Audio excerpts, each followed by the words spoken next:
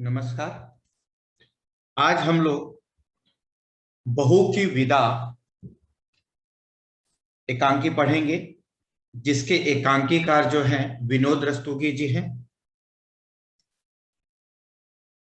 पात्र परिचय हम लोग जरा कैरेक्टर के बारे में जानकारी लेंगे, छोटे तौर पर और पूरे डिटेल में भी देखेंगे। जीवनलाल जो है एक धनी व्यापारी है, अवस्था 50 वर्ष, और जीवनलाल की पत्नी है राजेश्वरी। जीवनलाल की पत्नी है, अवस्था 46 वर्ष, 46 मतलब 46 ईयर्स। जीवनलाल और राजेश्वरी का बेटा है रमेश, जिसका एज है 22 साल। और ये जो कमला है रमेश की पत्नी अर्थात जीवनलाल राजेश्वरी की बहू है, जिसकी उम्र जो है 19 साल है। और प्रमोद ये कमला का भाई है। प्रमोद जो है ये कमला का भाई है। आपको मैं पूरा डिटेल में कैरेक्टर के बारे में बता रहा हूं, आप ध्यान दीजिएगा। जीवनलाल एक धनी व्यापारी है, अवस्था 50 वर्ष है। वह परिवार के मुखिया हैं। संक्षेप में कहा जा सकता है कि जीवनलाल जिद्दी, हठी, संवेदनहीन, लालची, स्वार्थी, घमंडी तथा निर्मम व्यक्ति है। वो कहानी में जब हम पढ़ेंगे तो आपको समझ में आएगा। जीवनलाल की पत्नी है राजेश्वरी, जो दूसरा कैरेक्टर है, पात्र है राजेश्वरी, जीवनलाल की पत्नी है। उनकी अवस्था 46 वर्ष, 46 ईयर्स। एकांकी में उनकी भूमिका सकारात्मक है। वह एक संवेदनशील स्त्री है। उनके स्वभाव में विनम्रता, दया, करुणा और ममता आदि गुण है। अर्थात ये जो जीवनलाल की पत्नी है ममता की मूर्ति है, बहुत ही दयालु है।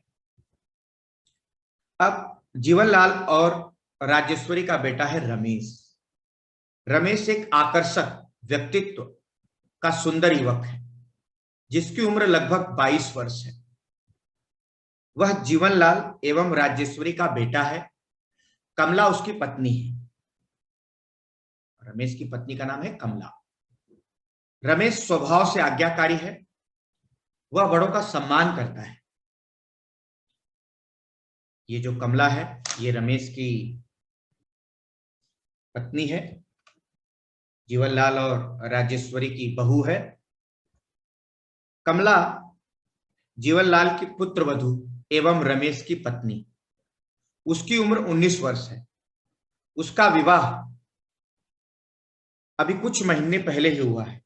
संक्षेप में कमला एक सुंदर, सुशील, विनम्र, धैर्यवान, सहनशील तथा समझदार युवती है, जो कि हर तरह की परिस्थिति में स्वयं को ढालकर खुश रहने की कोशिश करती है। अभी जो कमला का भाई है ये प्रमोद, ये कमला का भाई है। अर्थात रमेश प्रमोद जो है प्रमोद की बहन की शादी, प्रमोद की बहन का नाम है कमला। कमला की जो शादी है वो रमेश से हुआ है। अर्थात रमेश प्रमोद का जीजा लगेगा। तो प्रमोद के बारे में देखते हैं। प्रमोद लगभग 23 वर्षीय युवक है। 23 मतलब 23 ईयर्स का है। वह एक निम्न मध्यम वर्गीय परिवार से है, मिडिल क्लास से भी थोड़ा गरीब है बेचारा। कमला उसकी बहन है। पूरे घर की जिम्मेदारी उसके ही कंधों पर है। मतलब किसके कंधों पर? प्रमोद के कंधों पर पूरे परिवार की जिम्मेदारी। प्रमोद एक संस्कारवान युवा है। हमें उसके चरित्र में धैर्य, सहनशीलता, विनम्रता तथा शालीनता आदि गुण दिखाई देते हैं। मैं इस कहानी को पढ़ने के पहले मैं आपको थोड़ा सा इस कहानी के बारे में जानकारी दे देता हूं, तो जिससे आपको कहानी समझने में ज्यादा दिक्कत नहीं आएगी। एकांकीकार श्री विनोद रस्तोगी द्वारा लिखित बहू की विदा एक सामाजिक समस्या पर आधारित एकांकी है। प्रस्तुत एकांकी में लेखक ने समाज में व्याप्त अर्थात फैली हुई दहेज की समस्या का सजीव चित्रण किया है। एकांकी में एक धनी व्यापारी जीवनलाल अपनी बहू कमला को पहला सावन बिताने के लिए उसके मायके भेजने से साफ इनकार कर देते। कमला का भाई प्रमोद अपनी बहन को विदा कराने के लिए आया है। जीवनलाल प्रमोद को बहुत खरी खोटी सुनाते, बहुत भला बुरा कहते हैं कि उन्होंने दहेज की मांग अब तक पूरी क्यों नहीं की, बारात का खातिर बातिर अच्छा नहीं किया। वह प्रमोद को ताना देते हुए कहते हैं कि न तो उन्होंने दहेज की रकम के 5,000 रुपए दिए और न ही बारातियों की खातिर खातिर ढंग से की गई। भरी बिरादरी में उनकी नाक कटा दी। दूसरी ओर जीवनलाल की पत्नी राजेश्वरी एक सुलझे विचारों की महिला है, बहुत ही दयालु है। वह अपनी बहू के प्रति कोई द्वेष, कोई नफरत नहीं रखती। वह उसकी भावनाओं को समझती है। वह प्रमोद को 5,000 रुपया देना चाहती है जिससे कि वह उनके पति को दहेज की बाकी रकम देकर अपनी बहन कमला को विदा करा सके। जीवनलाल का पुत्र रमेश भी अपनी बहन गौरी को विदा कराने उसकी ससुराल गया है, पर गौरी को साथ न लेकर खाली हाथ वापस आ जाता है।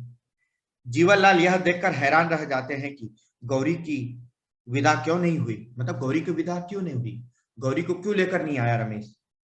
रमेश ने जीवनलाल को बताया कि गौरी के ससुराल वाले दहेज की मांग कर रहे हैं और कह रहे हैं कि उन्होंने दहेज पूरा नहीं दिया। यह सब देखकर लोभी जीवनलाल की आंखें खुल जाती है। वह समझ जाते हैं कि चाहे जिंदगी भर की सारी कमाई दे दो, पर लड़की वालों की मांग पूरी नहीं होती। बहू और बेटी को एक ही तराजू में तौलने की बात अब जीवनलाल की समझ में आ जाती है। वह खुशी खुशी अपनी बहू कमला को उसके भाई के साथ विदा कर देते हैं। इस प्रकार लेखक ने दहेज प्रथा को समाज के लिए एक अभिशाप मानते हुए इसका विरोध किया है। साथ ही यह भी संदेश दिया है कि प्रत्येक माता पिता को यह ध्यान रखना चाहिए कि यदि उनकी बेटी के साथ उसकी ससुराल वाले अच्छा व्यवहार न करे तो उन्हें दुख होगा। इसी प्रकार यदि वे अपनी पुत्र वधू के साथ दुर्व्यवहार करेंगे तो उसके माता पिता को भी दुख होगा। पारिवारिक सुख शांति के लिए बहू बेटी के प्रति भेदभाव को समाप्त करना ही होगा। तो अब हम इस कहानी को अर्थात इस एकांकी को पढ़ते हैं और समझते हैं। ये एकांकी है अर्थात ड्रामा है, तो आपको थोड़ा इमेजिनेशन करना पड़ेगा, कल्पना करनी पड़ेगी। ध्यान दीजिएगा। कमरा आधुनिक ढंग से, मॉडर्न स्टाइल से सजा है। सामने की ओर बाएं कोने में रेडियो और दाएं कोने में पुस्तकों का रैक, रैक मतलब लकड़ी का ढांचा जिसमें पुस्तकें रखी जाती है। तो दाएं कोने में पुस्तकों का रैक है। कमरे के बीच में सोफा सेट है। छोटी गोल मेज पर सुंदर फूलदान रखा है, ये फूलदान है। कमरे में 2 द्वार है, 2 दरवाजा है। सामने वाला द्वार अंदर जाने के लिए है और बाईं ओर का द्वार बाहरी बरामदे में खुलता है। दोनों पर पर्दे पड़े हैं। दाईं ओर खिड़की है जो खुली हुई है। पर्दा उठने पर जीवनलाल खिड़की के समीप खड़े हुए दिखाई पड़ते हैं। पर्दा उठता है और जीवनलाल खिड़की के पास खड़े हुए, वे बाहर की ओर देख रहे हैं। आंखों पर चश्मा है। भरे हुए चेहरे पर, उनका गाल वगैरह बाहर निकला हुआ है। भरे हुए चेहरे पर बड़ी बड़ी मूछें हैं, इनकी मूछें देख सकते हैं आप। सिर गंजा है, सिर पर बाल नहीं है। धोती कुर्ता पहने हैं। मुख पर गंभीरता, बहुत सीरियस है और समृद्धि, एकदम रिच, धनवान के चिन्ह, मतलब वो शकल सूरत और पहनावे से वो पैसे वाले हैं ये दिखाई दे रहा है। उनसे कुछ दूर हटकर ही प्रमोद विनम्र भाव से खड़ा है, बहुत पोलाइट होकर खड़ा है। ये प्रमोद कौन है, मैंने आपको कहानी में बताया कि समरी बताते समय, सारांश बताते समय, ये प्रमोद जो है कमला का भाई है। ये अपनी बहन को विदा कराने लेकर आया है। जब लड़कियों का शादी हो जाता है तो पहला सावन जो होता है लड़कियां अपने मायके में बिताती, मायके मतलब अपनी माँ के घर पर आकर बिताती है, मतलब वर्षा ऋतु जो है पहली वो अपने माँ के घर पर बिताती है। तो यहाँ पर प्रमोद जो है वह आज्ञा मांग रहा है, परमिशन मांग रहा है जीवनलाल से। तो ध्यान देते हैं, जीवनलाल से कुछ दूर हटकर ही प्रमोद विनम्र भाव से खड़ा है। वह पैंट और बूशर्ट पहने हैं, चेहरे पर निराशाजन चिंताजनक करुण भाव है।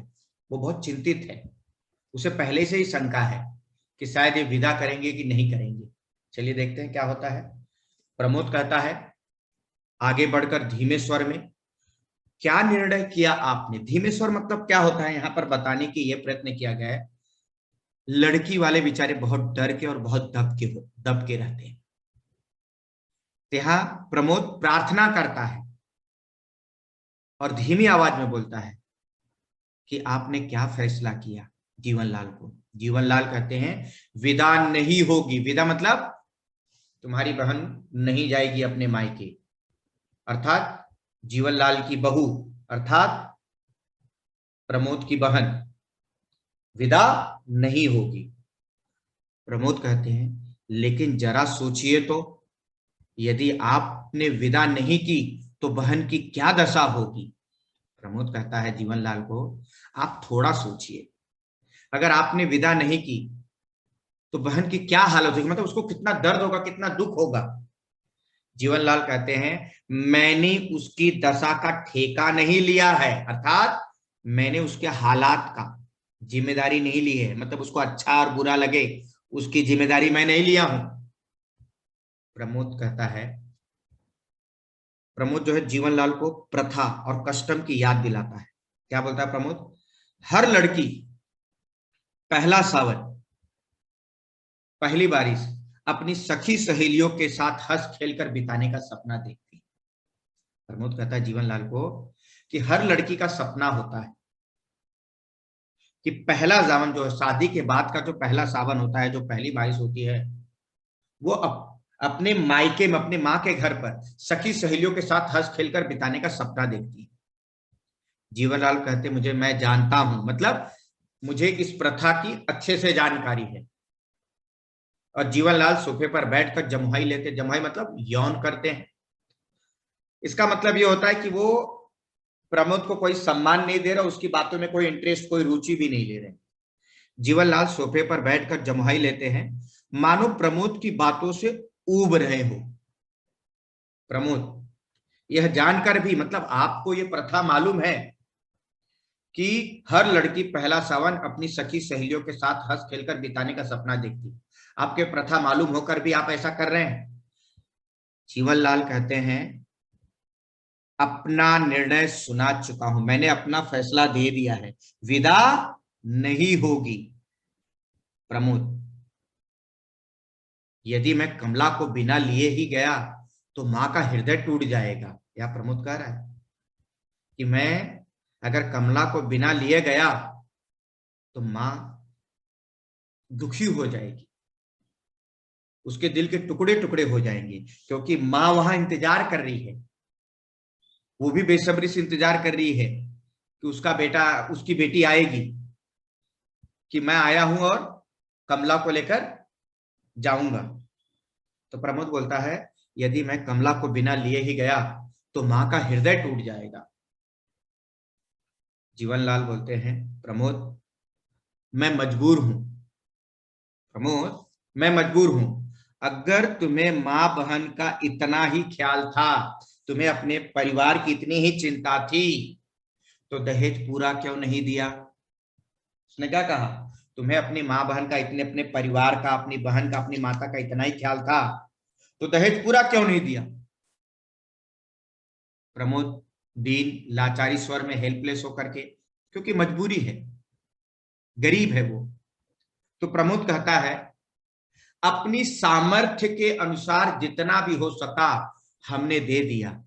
प्रमोद कहता है कि मेरी जो हैसियत थी, हमारी जो क्षमता थी, हमने आपकी मांग को पूरा करने की कोशिश किया।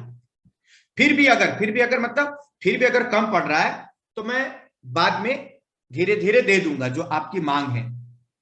जीवनलाल कड़े स्वर में गुस्से से घमंड दिखाते हैं, लड़के वाले हैं भाई, अगर तुम्हारी सामर्थ्य कम थी, अगर तुम्हारी हैसियत नहीं थी, तुम्हारी क्षमता नहीं थी, तो अपनी बराबरी का घर देखते। तुम किसी गरीब के घर में जाके शादी किए होते, झोपड़ी में रहकर महल से नाता क्यों जोड़ा, फिर क्यों अमीर घर में अपनी बहन का शादी किया। ध्यान देना, जीवनलाल बड़े गुस्से में कहते हैं, क्या कहते हैं, तुम्हारी हैसियत नहीं थी, क्षमता नहीं थी, तो फिर इतने बड़े घर में शादी क्यों किया, जाकर के किसी झोपड़ी में ही शादी किया होता गरीब के घर पर। प्रमोद हाथ जोड़कर, जी मतलब प्रमोद यहाँ बड़ा आज्ञाकारी और बहुत संस्कारी है, वो बड़ों का सम्मान करता है, इस बात से मालूम पड़ता है। और दूसरी बात भी क्या है, लड़की वाला है, तो लड़की वाला हमेशा झुक के होता है। प्रमोद हाथ जोड़कर बोलता है, जी मतलब आप जो कह रहे हैं सही कह रहे हैं। जीवनलाल उठकर आवेश से टहलते हुए, देना तो दूर, बारात की खातिर भी ठीक से नहीं की गई। अर्थात जीवनलाल क्या कहते हैं, चलो दहेज तो देना दूर, जो बारात गए थे, मतलब जो शादी में लोग गए थे, मेहमान जो गए थे, उनकी देखभाल भी ढंग से नहीं किया गया। जीवनलाल बोलते हैं, मेरे नाम पर जो धब्बा लगा है, मतलब मेरी बदनामी हो गई, तुमने दहेज भी नहीं दिया और मेरे लोगों के अर्थात जो बारात में आए थे उनका भी ख्याल, मेहमान नवाजी भी तुमने अच्छे से नहीं किया।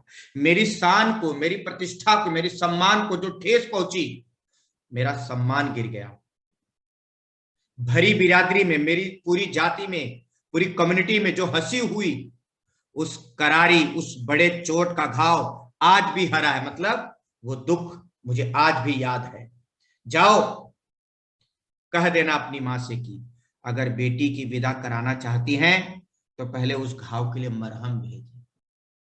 जीवनलाल बोलते, जाओ अगर तुम्हें अपनी बेटी, अब तुम अपनी मां से कह दो कि अगर वह बेटी की विदा कराना चाहती हैं तो पहले उस घाव के लिए मरहम भेजो। तो मरहम क्या होता है, घाव पे लगाने का एक क्रीम होता है, लेकिन यहां मरहम क्या है, पैसे, दहेज।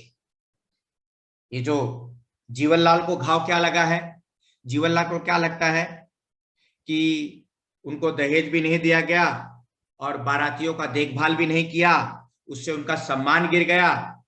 उस चोट को भरने के लिए, उस घाव को भरने के लिए वो जो 5,000 रुपया है वो दे दो। तो ध्यान दीजिएगा, फिर से जीवनलाल आवेश में टहलते हुए कहते हैं, देना तो दूर, बारात की खातिर अर्थात देखभाल भी ठीक से नहीं की गई, मेरे नाम पर जो धब्बा लगा अर्थात मेरे नाम की जो बदनामी हुई, मेरी शान को जो ठेस पहुंची, मेरा जो रेपुटेशन गिर गया, भरी बिरादरी में जो हंसी हुई, उस करारी चोट का घाव आज भी हरा है। जाओ कह देना अपनी मां से कि अगर बेटी की विदा कराना चाहती हैं तो पहले उस घाव के लिए मरहम भेज दे।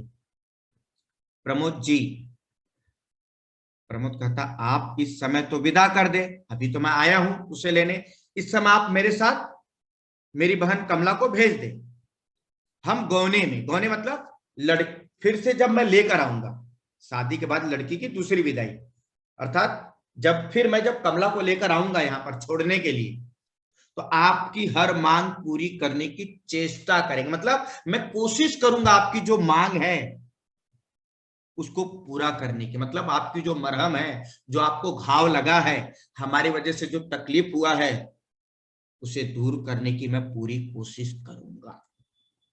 प्रमोद कहता है, जी आप इस समय तो विदा कर दें, हम गौने में आपकी हर मांग पूरी करने की चेष्टा करेंगे। जीवनलाल कहते हैं, मैंने दुनिया देखी है प्रमोद, कहने का मतलब मैं बहुत अनुभवी हूं, अभी ये बोल करके तो लेकर चले जाओगे, और ये देख रहे हो ना, ये बाल जो है मेरे धूप में सफेद नहीं हुए हैं, मतलब ये ऐसी सफेद नहीं हुए, मैं अनुभवी आदमी हूं, एक्सपीरियंस पर्सन हूं, और तुम कल के छोकरे मुझे बेवकूफ बनाना चाहते हो, अर्थात तुम यह कह करके अपनी बहन को लेकर चले जाओगे, और मुझे बेवकूफ बना रहे हो। प्रमोद, यह आप क्या कह रहे हैं? प्रमोद बोलता है, यह आप क्या कह रहे हैं, मेरे मतलब प्रमोद कह रहा है, मेरी ऐसी कोई सोच नहीं है, मेरी ऐसी कोई सोच नहीं है। जीवनलाल, ठीक कह रहा हूं, ठीक। जीवनलाल क्या बोलते हैं, मैं ठीक कह रहा हूं, मेरा फैसला आखिरी है, मैंने अपना फैसला दे दिया है, यह अंतिम फैसला है कि विदा नहीं होगी। विदा तभी होगी जब 5,000 नकद, नकद मतलब कैश, दाया हाथ फैलाकर, दाया मतलब राइट हैंड आगे करके इस हाथ पर रख दोगे। जब 5,000 रुपया ला करके इस हाथ पर रख दोगे तो जाकर के विदा होगी। प्रमोद आवेश में, थोड़ा गुस्से में है, लेकिन अपना गुस्सा एक्सप्रेस नहीं कर सकता, दुखी हो गया है। वह बोलता है यह तो सरासर, यह पूरी तरह से अन्याय है। शिकायत आपको हमसे है, गलती हमने की है कि आपकी खातिरदारी ठीक से नहीं की, आपको दहेज कम दिया। तो उस भोली भाली लड़की ने आपका क्या बिगाड़ा है जो विदा ना करके आप उससे बदला ले रहे हैं? प्रमोद बोलता है कि ये तो गलत कर रहे हैं आप, गलती हमसे हुई है तो उसकी सजा मेरी बहन को क्यों दे रहे हैं आप? उस भोली भाली लड़की ने आपका क्या बिगाड़ा है जो विदा न करके आप उससे बदला ले रहे हैं? प्रमोद कहता अगर रमेश बाबू होते, मतलब अगर रमेश बाबू होते तो विदा कर देते, अगर रमेश बाबू होते तो जाने देते। तो जीवनलाल बोलते तो वह क्या कर लेता, मतलब रमेश क्या कर लेता? रमेश कौन? जीवनलाल का बेटा। जीवनलाल बोलते तो वह क्या कर लेता?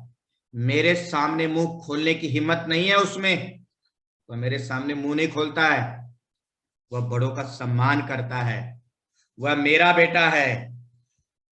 तुम्हारी तरह बड़ों के मुंह लगने की बदतमीजी करने वाला कोई आवारा छोकरा नहीं है। मतलब तुम जो डिबेट कर रहे हो, वाद विवाद कर रहे हो, तुम्हारी जैसा नहीं है मेरा लड़का। मेरा लड़का बड़ों का सम्मान करता है। वो बोल रहा है ना, वह मेरा बेटा है। तुम्हारी तरह बड़ों के मुंह लगने की बदतमीजी करने वाला कोई आवारा निकम्मा बेकार लड़का नहीं है वो। प्रमोद अपमान से तिलमिलाकर गुस्सा होकर, बाबूजी बेटी वाला समझ कर ही आप मेरा अपमान कर रहे हैं ना, मैं लड़की वाला हूं इसीलिए आप मेरा इतना अपमान कर रहे हैं ना। किंतु किंतु यह न भूलिए कि आप भी बेटी वाले हैं, आपके पास भी लड़की है। आप उसे याद दिला देता है कि मतलब आप सोचिए आप भी लड़की वाले हैं, तो क्या ये व्यवहार करना आपको ठीक लगता है? जीवनलाल बोलते हाँ, हम भी बेटी वाले हैं लेकिन तुम्हारी तरह नहीं है। हम भी बेटी वाले, हम भी लड़की वाले, लेकिन तुम्हारी तरह नहीं है। तुम्हारी तरह नहीं मतलब तुम लोगों ने जो व्यवहार किया है अपनी बहन की शादी के समय हमारे से, हमसे दहेज नहीं दिया, बारात की खातिरदारी नहीं की, वैसा हम नहीं करते हैं। अभी देखिए बड़प्पन में क्या बता रहा है जीवनलाल, हाँ हम भी बेटी वाले हैं लेकिन तुम्हारी तरह नहीं। पिछले महीने हमने भी अपनी गौरी की शादी की। जीवनलाल बोलते हैं लास्ट मंथ में ही अपनी बेटी की, जीवनलाल की पत्नी बेटी का नाम है गौरी, पिछले महीने हमने भी अपनी गौरी की शादी की है। वह खातिरदारी की, खातिरदारी मतलब स्वागत देखभाल, किसकी खातिरदारी? बारातियों की। वह खातिरदारी की बारात वाले दंग रह गए, हैरान रह गए। इतना दहेज दिया कि देखने वालों ने दांतों तले अंगुली दबा ली। शिवलाल बोलते हैं हम भी बेटी वाले हैं लेकिन तुम्हारी तरह नहीं। लास्ट मंथ में ही हमने अपनी बेटी की शादी की और हमने बारात का खूब देखभाल किया कि बारात वाले दंग रह गए, और हमने इतना दहेज दिया कि लोगों ने दांतों तले अंगुली दबा ली, मतलब हैरान रह गए। और तुम मेरी बराबरी करोगे? बेटी वाले, बेटी वाले होकर भी हमारी मूछें ऊंची है, समझे? हमारी मूछें ऊंची मतलब हम लोग सम्मानित होना, प्रभावशाली होना, इज्जत वाला होना। मैं भले बेटी वाला हूं लेकिन मैं इज्जत वाला हूं, क्योंकि मैंने अपनी बेटी की शादी में बारात की खातिरदारी भी की और ढेर सारा दहेज दिया, जिसको देख करके लोग तंग रह गए, हैरान रह गए। प्रमोद बोलता है जी आप जो कह रहे हैं सही कह रहे हैं। जीवनलाल बताता है रमेश गया है गौरी की विदा कराने, मतलब रमेश कौन? जीवनलाल का बेटा। वो भी अपनी बहन को लेने गया है गौरी को, क्योंकि जो प्रथा है, कस्टम है कि शादी के बाद पहला सावन लड़की अपने माँ बाप के घर पे बिताती है, सखी सहेलियों के साथ हंस खेल कर बिताती है। तो जीवनलाल वही कह रहा है रमेश गया है गौरी को विदा कराने, कलाई पर बंधी घड़ी देख रहा है, मतलब वो इंतजार कर रहा है अपनी बेटी का बहुत बेसब्री से। कुछ देर में उसे लेकर आता ही होगा। मेरी बेटी पहला सावन यहां बिताएगी, अपने मायके में बिताएगी, और तुम्हारी बहन के सपने कभी पूरे नहीं होंगे, और उसके सपने के खून का दाग मतलब उसके सपने टूटने का जिम्मेदारी तुम्हारे हाथों और तुम्हारी माँ के आंचल पर होगा। मतलब उसका जो सपना टूट रहा है, कौन सा सपना? शादी के बाद पहला सावन जो लड़कियां अपने मायके में बिताती हैं, वो जो सपना टूट रहा है उसके जिम्मेदार आप और आपकी माँ है, अर्थात प्रमोद और उसकी माँ है। समझे? प्रमोद व्यंग्य से, व्यंग्य से मतलब उपहास, हंसते हुए, टोंट करते हुए। जो हमारी बहन है, क्या वह आपकी कोई नहीं है? आप जो कह रहे हैं कि जिसे दर्द होगा, दुख होगा, वो जो हमारी बहन है क्या आपकी कोई नहीं है? जीवनलाल तेजी से, गुस्से से, बेटी और बहू को एक ही तराजू पर तौलना चाहते हो? बेटी बेटी है, मतलब बेटी ज्यादा प्यारी है और बहू बहू बहू उतनी प्यारी नहीं है। प्रमोद ठीक है, जब आप अपनी जिद पर अड़े हट कर रहे हैं तो विनती प्रार्थना करना ही व्यर्थ है, बेकार है। मतलब आप अड़ गए हैं, जिद कर रहे हैं कि आपने तय कर लिया है कि आप विदा नहीं करेंगे, तो आपसे प्रार्थना करके कोई फायदा नहीं है। रुक कर धीमे स्वर में प्रमोद कहता है, क्या जाने से पहले एक बार बहन से मिल सकता हूं? वह आज्ञा मान रहा है अपनी बहन से मिलने के लिए। जीवनलाल, जरूर जरूर, हाँ। उसे यह भी बताते जाना कि अगली बार मेरे लिए मरहम लेकर विदा कराने कब आओगे। जीवनलाल क्या कहते हैं? हाँ, मिल लो, लेकिन जाते जाते अपनी बहन को बता देना कि अगली बार वो 5,000 रुपए लेकर कब आओगे, मतलब जब 5,000 रुपए लेकर आओगे तभी विदा होगी। फिर जीवनलाल अपनी पत्नी को बुलाते हैं, अरे सुनती हो गौरी की माँ, जरा बहू को भेज दो, अपने भाई से मिल ले आकर। बड़े सरल और सहज स्वर में बोले उन्होंने। और जीवनलाल बोलते हैं, मैं तब तक देखूं कि माली के बच्चे ने, माली के बच्चे मतलब माली ने झूला डाला या नहीं। द्वार की ओर बढ़ते हैं, द्वार का पर्दा हटाकर मुड़ते हुए, गौरी के लिए झूला डलवा रहा हूं लॉन में। अपनी बेटी के लिए जीवनलाल, जो गौरी आने वाली उसके लिए झूला डलवा रहे कि पहला सावन मेरी बेटी आकर यहाँ खूब झूला झूले, खूब खुश रहे, खूब प्रसन्न रहे। जीवनलाल का प्रस्थान जाना, जीवनलाल चले जाते हैं देखने की माली ने झूला डाला कि नहीं डाला। प्रमोद थका सा, निराश सोफे पर बैठ जाता है। निराश हो ही जाएगा क्योंकि उसको मालूम है कब उसकी बहन विदा नहीं होगी। अंदर से कमला आती है, चांद से सुंदर, बहुत सुंदर है वो, चांद से सुंदर मुखड़े पर उदासी की घटा, बहुत दुखी रहना। हाथों में लाल चूड़ियां है, रेशमी साड़ी ब्लाउज पहने हैं। प्रमोद के पास जाकर चुपचाप खड़ी हो जाती है, सिर नीचा किए। प्रमोद भारी स्वर में, बैठ जाओ कमला। प्रमोद बहुत भावुक है, इमोशनल है। एक तो दुखी है कि उसे मालूम है कि वो अपनी बहन को विदा नहीं करा पा रहा है। तो प्रमोद कहता है भारी स्वर में, इमोशनल होकर, बैठ जाओ कमला। कमला पास ही बैठ जाती है। प्रमोद पूछता है, अच्छी तरह तो हो? कमला से सकने लगती क्योंकि अपने भाई को देखकर वो भी भावुक हो जाती है, रोने लगना। प्रमोद बहुत भावुक होकर करुण स्वर में, अरे पागल मत बनो कमला, रो मत। मैं कहता हूं रो मत, क्यों रो रही हो? इन मोतियों का मूल्य समझने वाला यहां कोई नहीं है। मोतियों मतलब आंसू को मोती बोला गया है। ये तुम्हारे कीमती आंसू हैं, इसका प्राइस समझने वाला यहां कोई नहीं, मतलब बेकार में मत बहाओ, इसका असर किसी पर नहीं पड़ेगा। पानी से पत्थर नहीं पिघल सकता है, मतलब इन आंसुओं का किसी भी व्यक्ति पर कोई असर नहीं होगा। ये लोग पत्थर लोग हैं। कमला, भैया क्या मतलब? कमला अभी समझती, उसको समझ में आता थोड़ा बहुत। क्या मतलब कमला कहना चाहती, क्या मेरी विदाई नहीं करेंगे?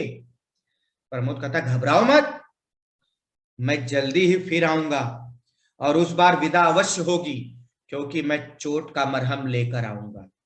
कमला नहीं समझ पाती चोट और मरहम क्या है। यहाँ चोट क्या है?